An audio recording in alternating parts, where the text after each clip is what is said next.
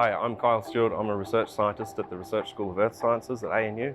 And today we're going to have a quick look around the fluids laboratory that we've got here at the Research School of Earth Sciences. So in this laboratory, we're examining processes related to Earth's climate. These include the oceans, the atmosphere, the sea ice, the glaciers, and radiation. So first up, we're going to go and take a look at a rotating table in which we're studying geostrophic turbulence. So this is the large rotating annulus that we have here at the Research School of Earth Sciences. In this configuration, it's heated at the outside edge and it's cooled at the inside edge. This gives a lateral or radial temperature difference that's equivalent to the poles being cold and the equator being hot. The table's rotating because a lot of what we are interested in this laboratory are processes that are affected by the background rotation of Earth. And in order to model the background rotation of Earth, we need to rotate our tables.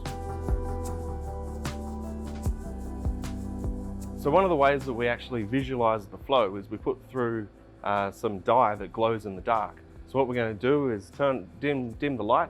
So the green dye is going on top of the piece of topography, and this red dye is coming in out at the outer edge of the tank. So what we've got here is a live feed that's coming from the camera that's mounted on top of the table, and you can kind of already start to see that the red dye is behaving very differently to what the green dye is doing.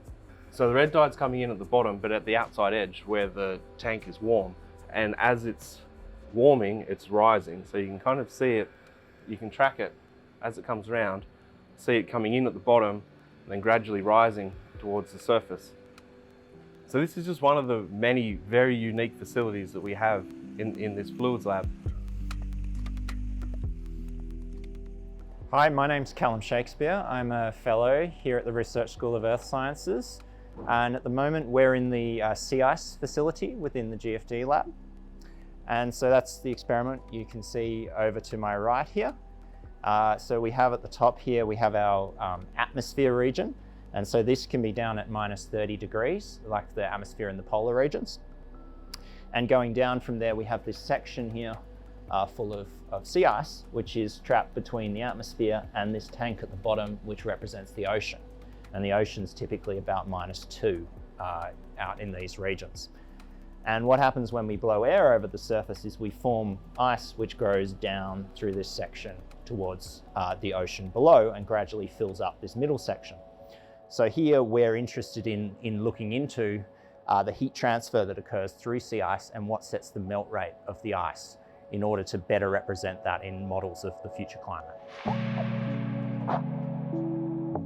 Hi, I'm Shehan, a master student in the Research School of Earth Sciences. So this is the wind tunnel, which is made of closed cell foam.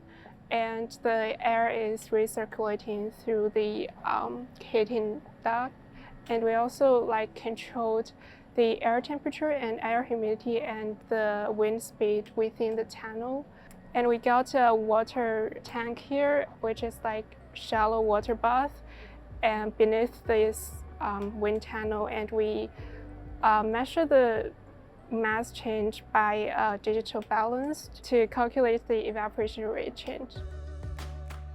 I'm Jim Sweetman. I'm a PhD student. This is our melting ice experiment. At the moment, we've got a demonstration of the ice experiment in action. So on the right-hand side, we have what remains to be of some ice that has been grown in fresh water. On the left-hand side of this ice, it is clear, so it's very difficult to see, is our stratified fluid. So stratified meaning that it's salty at the bottom and less salty at the top. On the left, we have a wave maker, which is driven by a set of motors. So here we can see ice is melted in a particular pattern, and this is the consequence of interaction with the stratified fluid. There's a lot of interesting physics going on, but these patterns are actually very commonplace under ice shelves and icebergs.